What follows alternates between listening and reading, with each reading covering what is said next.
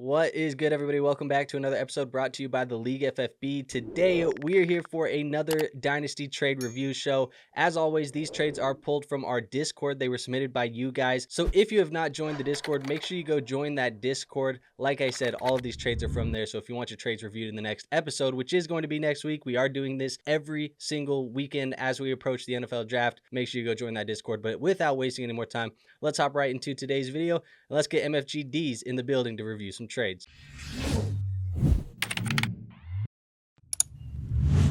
My guy, back at it again, right? Back at it again, second time this week. Let's go. Hell yeah. First, let's address that, man. I feel like the feedback on that has been fairly positive right now. I don't know if you've seen the comments, but the comments right now, everybody's like, hey, yo, pat on the back, respect. Like, I'm tipping my hat to you guys. Most people are not willing to show, the bad takes, but everybody was, I felt like the feedback was pretty good. So I'm pretty happy with it. Yeah, man. Yeah. I mean, the truth will set you free. Well, speaking of truth, a couple of those takes came from Dynasty trade review shows. Now, obviously, we are reviewing these trades and trying to predict the future, but I say let's just hop right into it today. We're going to look at this first one here. Our guy Lang is in a 12-team, one quarterback, half PPR, no tight end premium, start 11, and he says he has the 102 and the 104. He receives the 106 in that 12-team, one quarterback league for Rashee Rice. How do you feel about that type of move? I mean, honestly, it's probably even because even as I look at it, I'm like, Rashee Rice, he's coming off of an injury, but then it's like 106. Not saying that you can't get a good player at 106. I just think like it's more non-consequential, like in regards to this trade. So I think 106 for Rashee Rice is fine. Like there's no like huge like gap between like the value, in my opinion. Yeah, I think for me, when I'm looking at like the 106 in a one quarterback league, you got to take Cam Ward out of that top 5 consideration because I just don't believe in a one quarterback league you're going to even be looking at him there. So for me, it's like Genty, Hampton, McMillan, Henderson. Warren. I think I said Omarion, right? I said Hampton. Yeah. Henderson. Like once we get to 106, it's like Egbuka, Travis Hunter, maybe Quinshon Judkins. Like those are kind of the guys that I'm looking at. So it does slim it out. Not a ton in this year's class because the quarterback class isn't fantastic this year, but it does slim it out just a tiny bit more. I think when I'm looking at it, like Egbuka, to me, he is very much a guy that I would probably be viewing as a better prospect than Rashee Rice, but as far as NFL situation, is he going to be equal talent? I don't know. I think you're right. When he's coming off the injury and obviously the emergence of Xavier Worthy last year and some of the other stuff, there's a lot to consider. I think it's probably fair. The safer bet, I think, is to bet on Rashee Rice because he is the guy that is shown us that, at least in short spurts, that he can be a high producer for fantasy football. Now, this is a half PPR league, which I think does eliminate some of the appeal for Rashee Rice because he is a heavy reception type of guy, and only getting that half point per reception instead of the full point is a little bit different. Yeah, it's probably a fair trade, but I don't really have a strong lean either way in this one. Yeah, I think Tetairoa is another guy that you would even look at in the top 6, like depending on landing spot. But yeah, Rashee Rice, he's produced when he's played,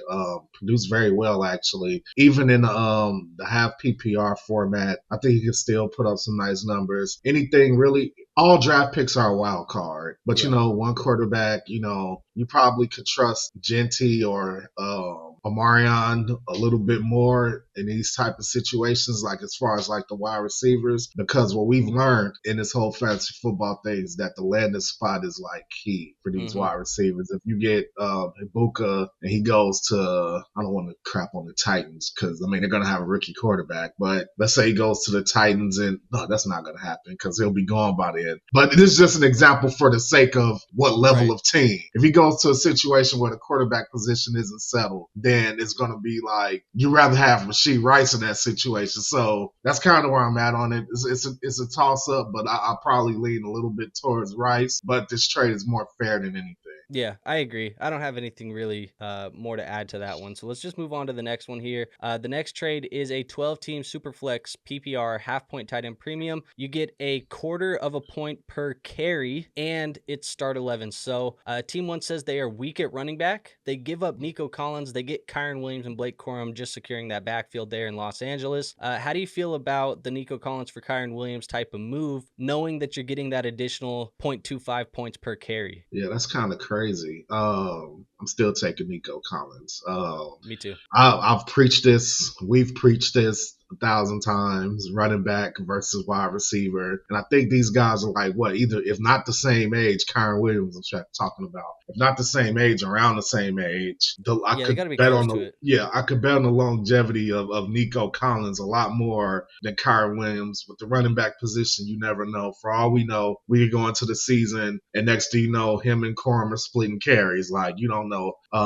Collins is the way safer pick here. He has a quarterback. He has a connection with said quarterback. And, I mean, it's really – this is an easy deal to assess. Yeah, I just looked it up. Kyren is 24 right now. He's going to be 25 this season, and then Nico Collins is 26. So they're about a year and a half apart, which isn't too crazy, especially when you consider the difference in age between or I guess the difference in how running backs and wide receivers age. For me, I think I understand the logic of the deal. You know, you're getting that extra 0.25 points per carry, and that is definitely worth noting when you make a deal like this, because the points that Kyren Williams is going to score is just going to be emphasized even more because he is one of those guys that's getting a ton of carries. So I do think that that's worth noting. But again, I just agree with you in the aspect of Nico Collins is the better player. He's the more valuable player, and he is the better asset, I think, long term. I would not be surprised if a guy like Nico Collins would have fetched you a little bit of a different running back, maybe somebody that we feel like has a little bit more of a safe floor. And I think at this point, maybe even talking about Kyren Williams as a risky asset, which I just did there,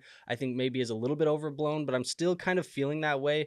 They have talked about wanting to get him into an extension, but until I see that happen, you know, I'm still treating him as a volatile asset. And that's probably the gamble that you're making here. So I know that I kind of say that and it sounds like it's a little bit contradictory, but until I see them give him money and give him the extension to treat him as a bona fide locked and loaded RB1 for their roster long term, I can't, as a dynasty fantasy football manager, give him that same grace until I see the money follow. I got to follow the money in my dynasty teams. So that's how I'm doing it with Kyren Williams.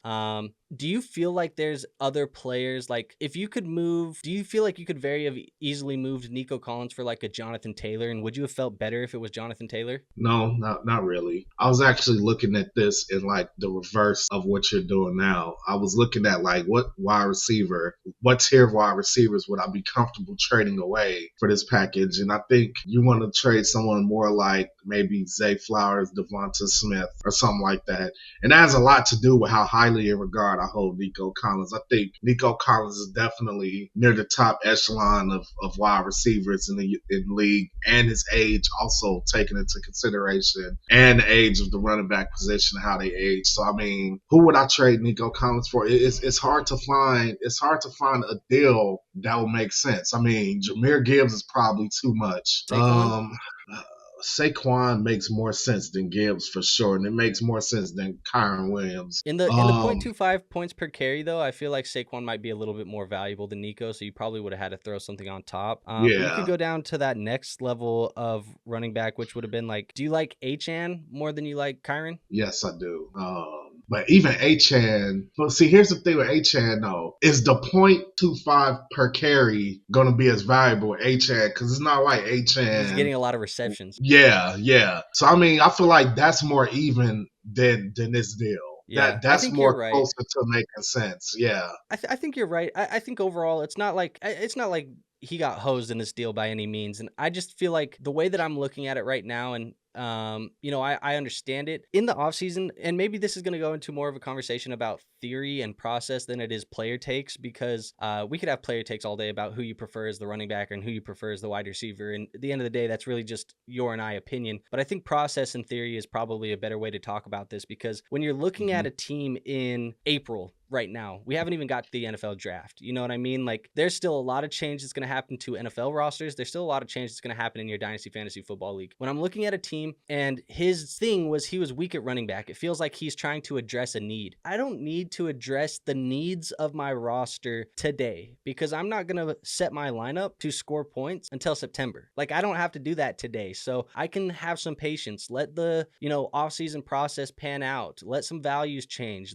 Eliminate some of that at risk at the running back position, because let's just be honest, it happens every year. Somebody's going to go to summer practices, they're going to go to OTAs, they're going to go to training camp, and somebody's going to get hurt, and somebody's going to get banged up, and somebody's going to get XYZ. I feel like you address the need the closer you get to the season. Once you're in season, that's when you can address the needs. But when you're here in the offseason, I'm playing for value because I want my value or my roster to hold the most value possible. That way, when it's time to trade, I have the most value to give away to get the best players possible. So I'm just trying to accumulate value in the offseason, and I don't feel like this is necessarily a trade that's doing that. This is a trade that is addressing need, and I don't think you need to do that in April. Yeah, no, you don't need to do that in April. You could afford to sit and wait to let things smooth out, play out a little bit better. Yeah, like I have a roster right now that I know is a little bit weak at a wide receiver, but I'm like, I can figure this out in, a couple months. Let things change for a couple months, and I can figure it out in a couple months. Like, I don't need to address that today, and I've kind of been trying to be patient with that. But let's move on to the next one. We'll go to the second, or I think this is the third trade, can't remember. 12 team, 1 quarterback, half PPR, no tight end premium, start 11. So our guy Lang again,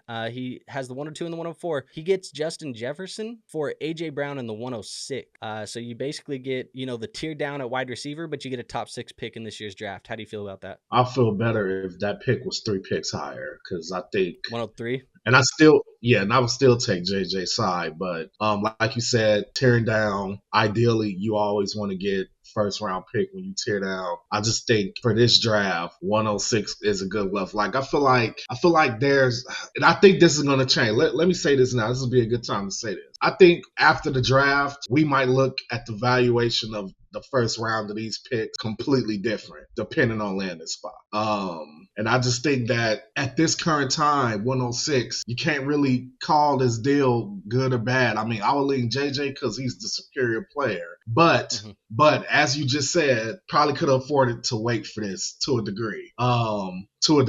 At least see where the picks land in the draft, and then make those this type of trade, because it's kind of hard, man. I think last season, right? We had all these prospects. I think it was last season, Andrew. We talked about it, and all these guys seem to have landed in shitty landing spots, and we were like, damn, like I had this player rated here, but now he's the backup running back to somebody else. So I mean, you just don't know. You're talking about last year, because there were players that I think I liked, like Adonai Mitchell, Marshawn Lloyd was a guy that I liked, but he was behind Josh Jacobs, and for sure. Even the year before that, like one of the guys that you were super super high on before the draft, Zach Charbonnet, he's up get drafted by Seattle. Then it's like now you're going from like what could have been here to all the way down here. So just don't know. But then other guys can rise too based on where they get drafted, but it's the talent level the same. So it's kind of tricky, man. Totally agree. And I think you're right. Sitting there, especially in that one quarterback league, in that mid-round tier, I think there's a couple guys in there that I have right now. I was just kind of touching up some of my rankings because with the NFL draft approaching, I want to have my top 36 players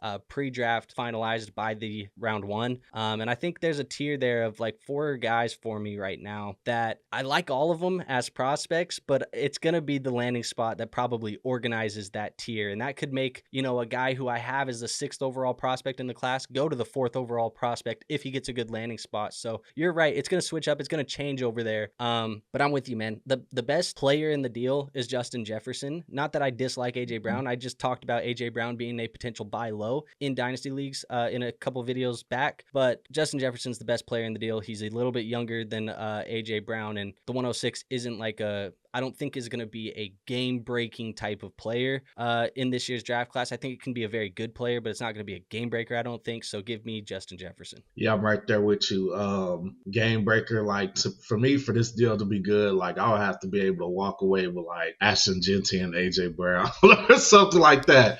Like, see, look, I know a lot of people get upset when you say stuff like that because they're saying, well, he's really overvaluing Justin Jefferson, but it's just the fact that you value the blue chip bona fide superstar type of player, and you're just emphasizing the fact that is a player that you have to pay to get off of my roster. Like you have to come to me with a very, very good offer for me to even consider trading him away. Yeah, one of our league mates always tells me this after I make a bad trade. He always tells me this. He says He says, just because you have the asset and you can trade the asset, don't mean you should trade the asset for less than what it's worth, or even based on need. Like, Justin Jefferson should be able to fetch you more than it's like, depending on who your league mates are. Sometimes you got real stingy league mates. But I don't know, man. Jamar Chase, Justin Jefferson, even Amon-Ra St. Brown, like, those are guys where it's like, I'm actively out there putting on the black Air Forces. I'm trying to rob you to get this player off of my roster.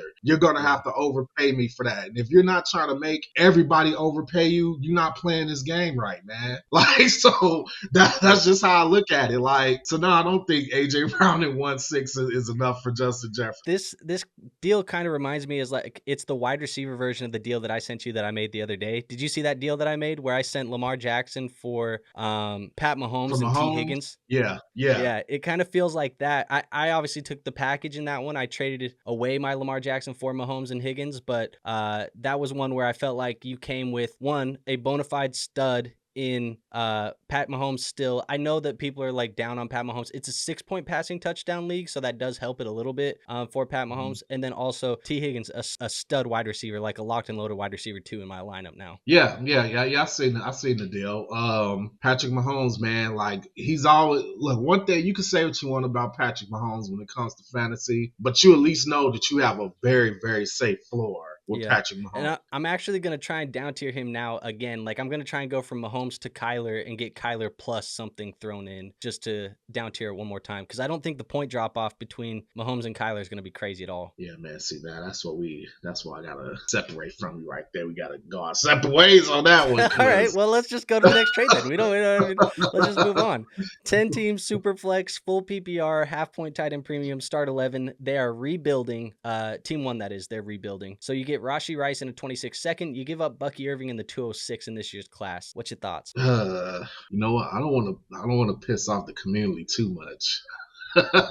With say a Bucky Irving hot take, man. Look, let me see. He's getting a 26 second rounder. Okay, first I'll say this deal is closer to even than not even. But my preference will be to take the Rashee Rice side because I'm a wide receiver leaning dynasty player. Like that's like how I am, man. And Bucky, everything could just change at a moment's notice for a running back, and I think Bucky Irving is probably a little bit overvalued by the community. Just saying. So yeah, that's where I'm at with it, man. I agree.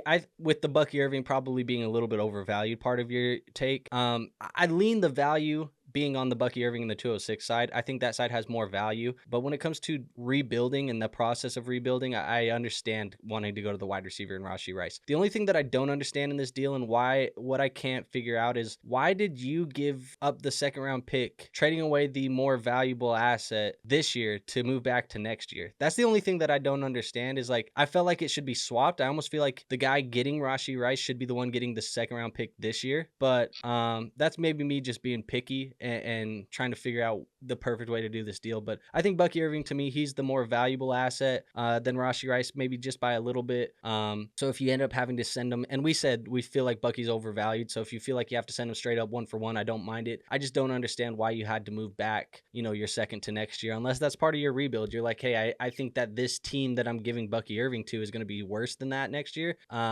Maybe, but yeah, overall, that's kind of how I view it. I think process-wise, I understand it. Value-wise, if I'm just picking based off of value and value acclamation, I'm going to Bucky Irving. Yeah, simple as that. Like I said, it's not a horrible deal. It's more even than anything. Fair enough. All right, let's go to the next trade. We got a 12-team, 1 quarterback, full PPR. Lots of 1 QB trades in this week's episode. No tight end premium either. So you get Bijan Robinson to team 1. What they give up is T. Higgins and then a bunch of middling tier running backs, replaceable level running backs. Ramondre, Isaiah Pacheco, Tyrone Tracy. I mean, it's a lot of pieces. How do you feel about it though? Bijan side easily. I don't care about anybody after T. Higgins. To me, this is T. Higgins for Bijan and T. Higgins and bench for Bijan. That's what I see here. Open and shut case. Love T. Higgins. T. Higgins was, one of my favorite players. Yeah. But Bijan is a top tier running back. And I know, and this is coming from somebody who values wide receivers more than running backs, but in this case, no. Don't care about Ramondre Stevenson. Don't even know if the Patriots care about him. Isaiah Pacheco, he's washed. Tyrone Tracy, this draft could just completely just have him replaced. So yeah, all three of these guys could be replaced in this draft. So I'm like, yeah, I'm good. I agree in a way, because I think all of these guys are kind of sitting on the fence. Is like, if an NFL team decides, if one of their NFL teams decides that they're going to bring in a guy, in the first 4 rounds ish, that is talented, you could see them lose a lot of opportunity. So like, I think all of these guys are sitting on the fence. How many of them, if you had to project today, how many of them get out of week 1 without competition? Bro, I was just about to ask you a form of that question. I honestly, the one I could for sure see getting replaced this offseason, Pacheco. They gotta replace Pacheco. Like, they have to. Now, Kansas City's track record with drafting running backs, I don't know. Even though they did draft Pacheco, it don't seem like they've drafted a guy since Kareem Hunt where it's like, okay, I'm going to be your lead back for multiple seasons. Yeah. Tyrone Tracy, I think he has the best chance to stick as like a running back all season. And it's only because the Giants are so bad at every other position, right? Yes.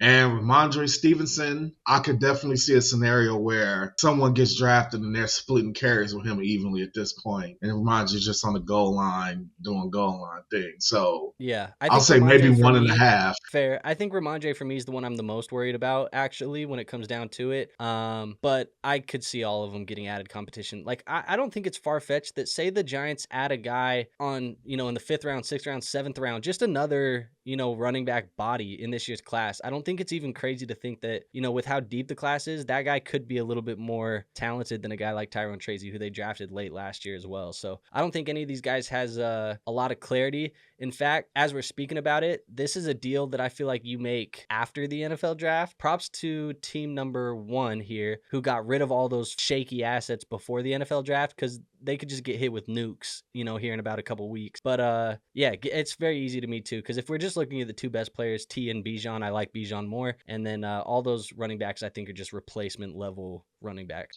That's the theme of the show today. The theme of the show today is you should have waited. Patience. Wait, don't get caught in the trade hype pre-NFL draft right now. Right. All right, let's move on to the next one. We're going to go to the trade here by Opticlone and CJ Houdat. We got a 12-team super flex tiered PPR 6-point passing touchdown. Opticlone has Lamar Jackson and Jalen Hurts on their roster already. I think we reviewed a trade by these 2 guys last week, did we not? Opticlone and Houdat. I think you mentioned that because they traded to Bengals, and you said something about the Bengals player with Houdat. Yes.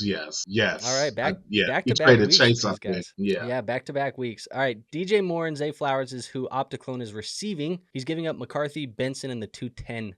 Like I said, he has Lamar Jackson and Jalen Hurts as the 2 starters, so I think McCarthy was his QB3. How do you feel? Usually, I don't dig deep into the context of. You probably could tell I don't dig deep into the context of, but this time I am, because I'm only really going to take the DJ Moore, Zay Flowers sides because he has Lamar Jackson and Jalen Hurts. That's the only reason. When you have those 2 guys, you can trade JJ McCarthy. He has the luxury of doing that. Yep. I do think that CJ Houdat is getting a very good future quarterback with the Kevin O'Connell, PED boost. So I think he'll be set there. But for this trade, for Opticlone, in this particular trade, yes, acquiring DJ Moore and Zay Flowers for this package is fine. Yeah, I mean, I think it comes down to, like, in this deal, you feel like you're moving McCarthy, who really probably isn't going to get in your lineup with Lamar and Jalen Hurts already as the starters. So, like, you're probably not going to be playing McCarthy outside of bye weeks or injuries. And you're getting 2 guys that you feel like you can put into your lineup each week in Zay Flowers and DJ Moore. So it's kind of just like finding production that you can actually play. I think Benson's a little bit sneaky right now. I think a lot of people have forgot about Trey Benson after last year's season, but I don't think anything has changed. I think Trey Benson is still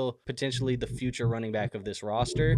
And I don't necessarily see Arizona being a team that is going to go in and draft a running back in this year's class either. So I think Trey Yeah. Benson's a little bit sneaky right now, undervalued in dynasty leagues. I tried to shoot out a couple offers for Trey Benson last week just to see if I could get anything to stick. But I think the people who have Benson, for the most part, all kind of feel the same way. But he's sneaky. If people are sleeping on Benson in your leagues, go try and throw a couple offers out there. I would throw probably any late second round pick this year, 2-9, 2-10, 2-11, 2-12. I'd shoot any of those over for Trey Benson and take Benson in a heartbeat in that situation. But yeah, that's just a side nugget, I think. But overall, you know how I feel about McCarthy. The people know how I feel about McCarthy. I think he's going to be a stud.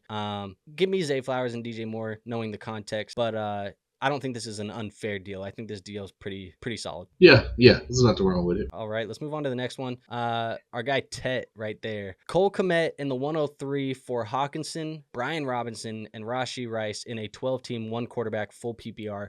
No tight end premium. This is like the third or fourth Rashee Rice trade today. Apparently, he's got to be one of the most traded assets right now, which is interesting. But how do you feel about that, knowing that you're giving up on Rice, Hawkinson, and B-Rob for 103 and Cole Kmet? I'm taking the Hawkinson Rice side. Cole Kmet, let me tell you guys something.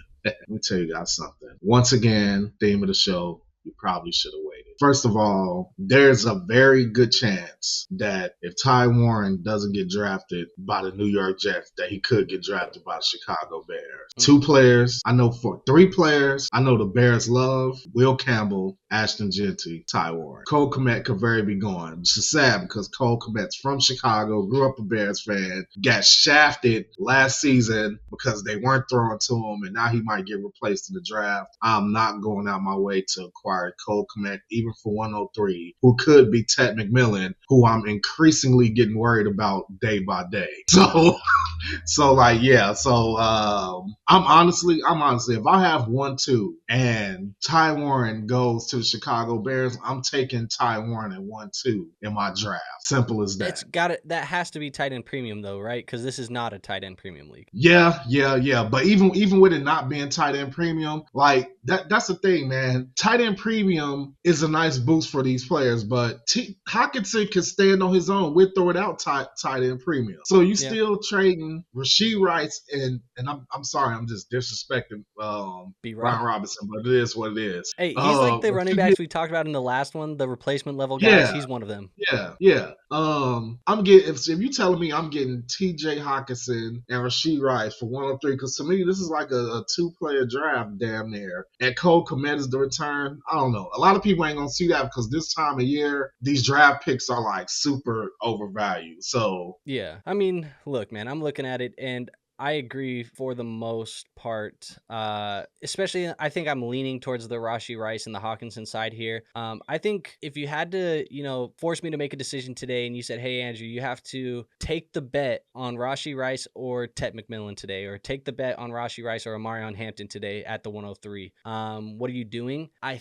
think I would lean the 103 side, but I wouldn't do it with confidence. I think I would lean for the prospect, but I couldn't do it with confidence today. But when it comes down to it, it's so close that the difference between Kmet and then Hawkinson and B-Rob is just the difference maker there for me. So I think I'm going to go with the Hawkinson and the Rice side. Full PPR, no tight end premium. The tight end premium to me plays a role in it, but yeah, just give me the 103 or the Rashee Rice and the Hawkinson side, but it's not by a mile at all. Yeah, I think it's not by a mile. Let me throw that out there. I think we need to get into a deeper conversation though about why so many Rashee Rice trades happen. I think people are either seeing this happens when someone gets injured during the season and so much time passes without you seeing them play and seeing what their production is, their value starts to fall and people start to undervalue them. And I think that's what's happening with Rashee Rice. I think I was even able to acquire Rashee Rice in a couple of leagues this offseason. And, I personally don't get it. Rashee Rice alone is worth 103, in my opinion. In my opinion, he's worth 103.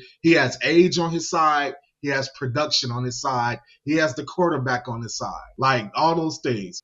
Worthy, nice player. But he does something completely different than what Rashee Rice does. And what Rashee Rice does fits better, in my opinion, with Patrick Mahomes than what Xavier Worthy does. So when you take that into account, 103 for Rashee Rice, I'm taking Rashee Rice. And then if we're getting into a debate of Brian Robinson and TJ Hawkinson for Cole Kmet, come on, man. I love Cole Kmet. Cole Kmet. as a person and a player. But come on, man. If you told me right now that I could get in real life or fantasy TJ Hawkinson or Brian Robinson, who I don't like, for Cole Kmet, I'm slamming them, I'm hitting that trade button instantly. So Yep. that's just where I'm at with that. Yeah, I totally agree. Like I said, I think that 103 and that Rashee Rice is pretty. It's a coin toss to me either way. If Hampton or Tet get like a slam dunk landing spot, you can have the conversation for sure about preferring the prospect. But overall, yeah, it's pretty even there, and you get the Hawkinson and B Rob for the commit. That's pretty easy. Let's move on. We're gonna have to talk about Tet eventually. In one of these videos, we're gonna have to talk about Tet, man. Yeah. Also, I forgot to say on the last one. I'll kind of give you. I think the Rashee Rice dip, maybe a dip, or just the reason why he's one of the most traded players. I think it's what you said, the injury and so much time passing by. But I think there's two other things as well. I think the late emergence of Xavier Worthy got people spooked a little bit as to what Rice's role could be, and I think there's still trade ramifications in dynasty leagues of people worried about the legal stuff that happened last offseason because it hasn't been dismissed. Like it hasn't gone away. It just was postponed. So I think like people are still worried about maybe that accident that he had that was, some of the legal issues in Dallas. Yeah, that's 100% what's going on here. So those are all three big if you're not factors. worried about the injury, you're worried about the legal. If you're not worried about the legal, you're worried about the injury. If you're not worried about either, you're worried about Worthy, or you're either just super bullish on Rice. There's a lot of stuff. I ain't worried about nothing. I ain't worried about nothing. Fair enough. 12 teams, Superflex, full PPR, no tight end premium, 3 starting wide receivers, and a start 10. You get Jamar Chase and a 26 second going to Zay. You give up Chris Olave, Brian Robinson, the 102, and a 2026 first round pick. You gave us a reaction. I think I know why. How you feel? You know what? Let me say this. This trade is closer than that Justin Jefferson trade, but man. Okay, so if I'm him at this point and that trade hits my inbox and I'm saying, okay, Chris Olave, who's a buy low, Andrew likes him, I don't. Brian Robinson, just say I don't care about him. 102, I said it's a 2-player draft, right? And you're getting the next round. That deal is right there at the door. I really wish I could see what the other receivers on this team. I really wish I could see it. Because that would give me a better idea on this if this trade is good for him. But that's pretty damn close to being a good trade package for a player of Jamar Chase's caliber. If you were somehow able to get a young, like rising asset, like hell, I throw it out there. And maybe Andrew might think it's an overpay at this point. If you were able to turn Chris Olave and Brian Robinson into, say, somebody like Drake London, and I'm getting 102 in the first, now I'm like, okay, now you got to sit at the table to talk about Jamar Chase. But even in this deal, I feel like it's not quite enough. For Jamar Chase. I mean, look, the way that I'm viewing this is that 2026 second round pick and Brian Robinson, they're probably of equal value right now. You can probably just take them out. So the way that I view it is Chase for Olave, the 102 and a 26 first. That's the way that I'm looking at it. And so probably a very respectable offer. It is a very respectable offer. But you know what I'm doing if that hits my inbox? You rejected it. Nice offer. Decline. That's what I'm doing if it hits my inbox, bro. I ain't entertaining this shit. I'm keeping Jamar Chase on my roster. What are you talking about? I guess unless you really need to tear down and rebuild, but I just don't view that being the case. And really, Zay's the one who submitted it. So if I can go give you, my 102 this year, 26 first next year, it's probably going to be late because I'm buying Jamar Chase and I think I'm a contender. And you can have Olave, which, like you said, he's a polarizing player in itself. So yeah, just give me Jamar Chase, the guy who just went for a triple crown and led the NFL in fantasy points at the wide receiver position. Why not? I'm just going to have him on my roster. So, yeah, I mean, that's what I would do. I'd say, damn, good offer. I'd probably text you and say good offer, and then I would hit the decline button. Would you feel different if, like I said, Chris Olave and Brian Robinson were Drake London instead? It was London, the 102 in the first. Yeah, I'm taking the London, the 102 in the first side. Yeah. But I think there's a pretty large gap between London and Olave, to be honest. I do too, but I feel like that gap is the Jamar Chase size gap. Fair. I would probably say what level of wide receiver would make me feel comfortable here? I'm about to pull up a list of wide receivers just so I can look at it. Nico? Yeah, if it's Nico, I'm for sure taking. I feel more comfortable in Nico than I do London, actually. So that made it better for me. I would say, what if it's JSN? If it's JSN, the 102 in the first. My reaction would be I would rub my chin and I would tell them that I need to really think about it, and then I would consult with the people I consult with to see what they think about the trade. I feel like when you get to that tier, if you get to like JSN, Marvin, probably Garrett Wilson, that tier makes me think about it a lot. Even AJ Brown. If it's AJ Brown instead of Olave and I get the 102 in the first, I'm taking it probably. That's the tier where I feel like it makes sense. Olave is just a little bit too far down. I think you and I both kind of have made it clear that we don't care about Brian Robinson too much. Again, another player that in this NFL draft could find competition that just replaces him. He's a replacement level guy. But yeah, this is one where I'd say, nice offer. Thanks for the offer. I appreciate it. That wasn't like a low ball by any means, because the worst thing ever is when you have like an elite asset like Jamar Chase and somebody sends you some bullshit like, Stephon Diggs and that's 26 first, and they're like, here, what do you think about this now that Stephon Diggs is the number one wide receiver for Drake Maye? And you're like, please get the fuck off my phone. Like, I don't want to see this offer ever hit my phone again. We got somebody in our leagues that loves to do that. He loves to do that. Like, please do not hit me with that shit ever again. Like, you're just wasting my time, bro. And so that's the worst. This one, at least, I'm like, okay, look, I could talk trade with you. Maybe we can work up to where I want to go. But I'm not accepting this offer. I do lean the Chase side. Let's talk Dynasty community. Put it down in the comments. Let us know. Do you guys feel like if somebody sends you a bad, like a horrible trade in their first offer, does this sour the entire negotiation, make you not want to deal with them? Leave it on down there in the comments, man. Like, I really want to know, because that's how I am. You send me a disrespectful offer in the first offer, now I'm not really even wanting to negotiate with you, because now it already tells me what type of negotiation it's about to be. We're nowhere close. We're probably not going to get close. I agree, bro, because I'll have like ones, and I think it's worse too for people who don't play on Sleeper. I think most people play on Sleeper, but for people who don't, you can like put a player on the trade block and it'll pop up in the league notifications. I think the worst one is like when you put a player on the trade block in the chat and then you're like, hey, I'm looking for this because whatever. And then the first offer that comes in is somebody who's like, they saw it go on the trade block and they're like, he must be just trying to get rid of that player. And so they give you the worst low ball ever. I hate that shit. I think I did that the other day with like, who did I put on the trade block? I want to say I put on a guy like Jalen Hurts. I think I put Jalen Hurts on the trade block, and I was like, I just kind of want to test the waters, maybe potentially looking for like a down tier, because I don't necessarily need Jalen Hurts to be the guy, and I need some more depth. So maybe let's just down tier this. I think the next offer that came in was some shit like Anthony Richardson for Jalen Hurts, and it was like, bro, what the fuck is this? Like, get off of my phone. Like, yeah, I hate that shit. So yeah, let us know in the comments if you when you get the bad trade offer for the first one, are you just declining and then not trying to keep having that conversation, or do you entertain the bad offer and shoot maybe a high ball offer off on the next one just to see where you guys can get at? But I've done both. I've been guilty of both, where I've gotten the low ball and then I shot like a super massive overpay the other way just to like make a point. But that I do that too. The petty offer, like, okay, give me Josh Allen, give me JJ, and give me him for Brock Purdy. It's just the petty offer. You're like, I got time today. But yeah, give me the Chase side. You're taking the Chase side. Let's move to the next deal. Speaking of Lamar Jackson, actually, 12 team super flex full PPR tight end premium start 10. You got Lamar and Rome Odunze being received for Drake Maye, JSN, Jalen Coker, and the 302. How do you feel? I'm gonna take the Lamar Jackson Rome Odunze Me side. too. But let me tell you that this trade is like maybe a piece away from being fair, pretty fair. I like Coker. He doesn't need to be in the deal. The 3 don't need to be in the deal. If I could get some type of high round draft capital here, because see, this is also a testament to how high I am on Drake. I'm super high on Drake Maye. And I understand that Lamar Jackson, and I feel like I say this every year, he's turning into the new Derrick Henry. Lamar Jackson plays a brand of football that when it breaks down is going to be broken down.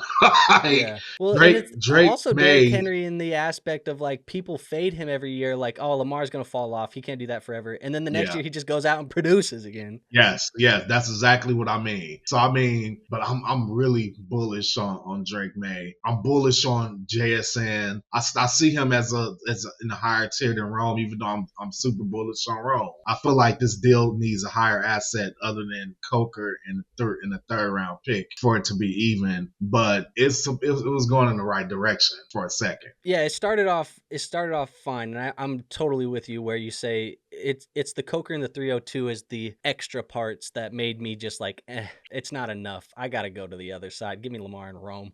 Like that's just why I went there. Because when you get down to it, obviously going from Lamar to Drake Maye, as much as people like Drake Maye, you have to get bonus on top. Like it's got to be Maye plus to go get Lamar. Yeah. That's just the way it has to be. And then going from Odunze to JSN, I think right now JSN is probably a little bit more valuable, but probably not by a ton as far as like community consensus value.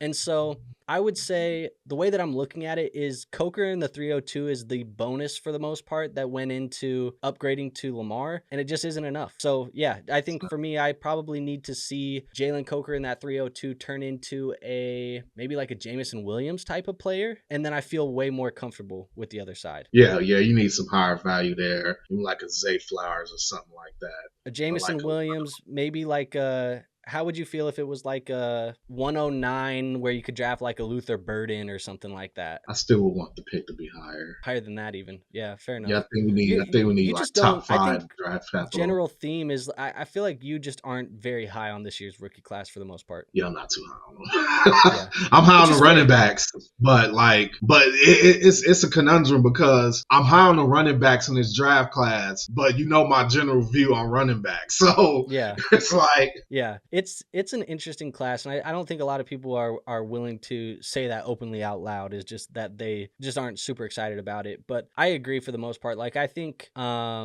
mean, it's just not the same type of class as we had last year, or quite frankly, maybe even the year before. And I think that's just because the lack of quarterback play and maybe the lack of some of the wide receiver talent at the top of it. To be honest, like if we're looking at it, like Ted McMillan, if he came out last year, he would have been like the wide receiver 5 in the class. Yeah. And he's the wide receiver 1 for me in the class right now. And he would have been wide receiver 5 last year, most likely. So it's just, that's just the level where we're at. And that's not to like poo-poo on this year's rookie picks. I think people are going to use their rookie picks and people are going to draft some good players, but that's just the way that I'm viewing it. So anyways, you're taking the Lamar and Odunze side. I'm taking Lamar and Odunze. And it wasn't particularly close for me either. Was it close for you? No. Yeah, I figured. Let's go to this trade. This is the last trade on the deal or in the episode today, I think. Thumbnail trade as well. 12-team, super flex, full PPR, half-point tight end premium, 6-point passing touchdown, and start 11. Team 1 is trading away Josh Allen, the 106 and the 404. They get A.J. Brown, Justin Fields, the 110, a 26 first, another 26 first, and the 410. So basically 3 first, Fields, A.J. Brown for Josh Allen and the 106. How you feel? It's not enough. I agree. It is not enough. Yeah, I mean, I'm sorry. And just the fact, too, that,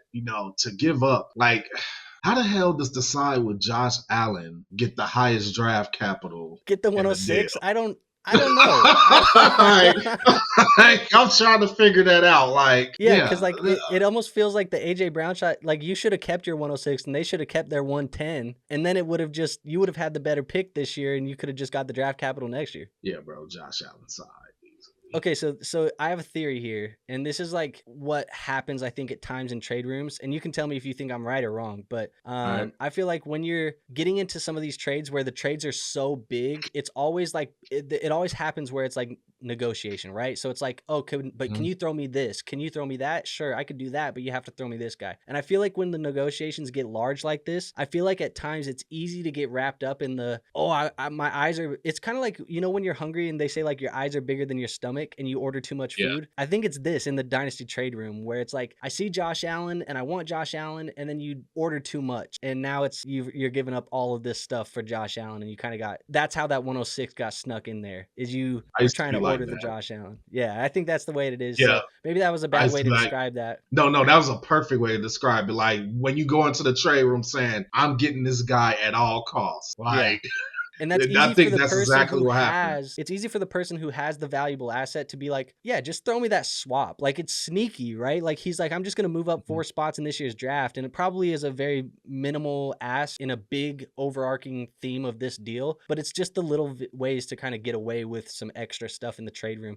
It's honestly a tactic that I use a lot when I'm trading, Yes, but yes. it's just a little way to get that edge in the trade room. So to me, if I'm looking at this, like I think for the most part, we probably could have pulled out the 110 and the 106. The 4th round picks, we can pull those out too. I don't care about them. So I'm looking at it as Josh Allen for AJ, Justin Fields, and 2 firsts next year. I'm just not comfortable enough with that. I think it's kind of similar to the deal that we were talking about earlier, where you get it in your trade box and you're like, that's respectable. I'm still declining, but it's a respectable first offer. Like that's kind of how that would feel if you sent me 2 firsts, Fields and Brown for Allen, but I'm still just keeping Josh Allen on my team. It's a 6-point passing touchdown league, 12 teams, super flex. Josh Allen is the 101, man. There's nobody more valuable than Josh Allen in any type of format, especially this format with 6-point passing touchdowns and a super flex. Bro, just give me Josh Allen, the best damn player in fantasy football.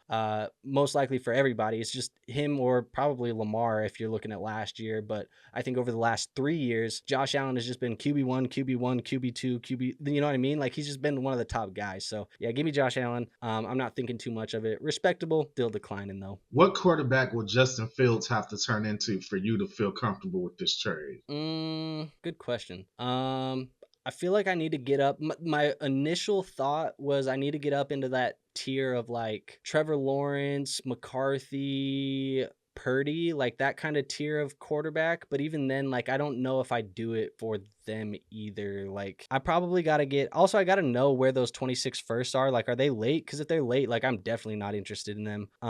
Let me pull up this list of QB. I'll tell you where I kind of feel, but that my initial gut went to that tier. I would say feel super confident. Let's go with, I mean, you put me in that like Kyler Murray, Bo Nix, CJ Stroud tier. I'm pretty comfortable, I think. Okay, Drake May. Definitely comfortable, I think. Okay. But it has to be the right situation. Like if I'm moving away Josh Allen and I'm getting all of these draft picks, I have to be like a team that's rebuilding or something. Like, and I'm willing to down tier Josh to Drake May in the hopes that Drake May turns into a Josh Allen type of asset down the road, which is kind of a 99th percentile outcome in the first place. Like I know a lot of people look at Drake May and they're like, oh, he could be the next Josh Allen. And Stephon Diggs said like, oh, he reminds me of Josh Allen. Becoming Josh Allen is a 99th percentile outcome. Like it's just probably not likely. Let's just be honest, folks. Like if it happens, it's a miracle. And so like this just doesn't happen, man. You don't turn into Josh Allen by mistake. It's kind And of that doesn't happen it's often. kind of it's kind of as dumb as what I heard right before we started recording today. Somebody on ESPN said that Cam Ward is the next Patrick Mahomes. I was just like, click. What the hell?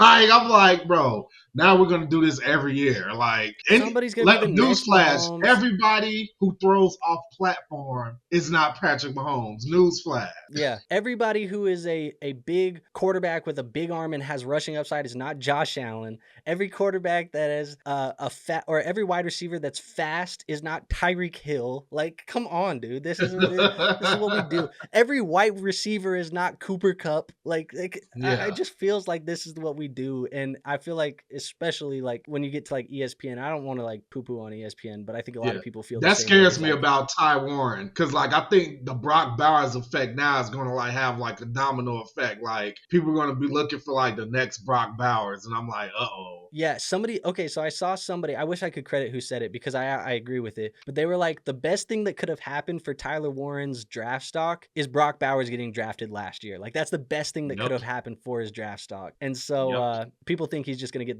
the Bowers bump because they saw Bowers come in and dominate, and they think maybe Warren can do that.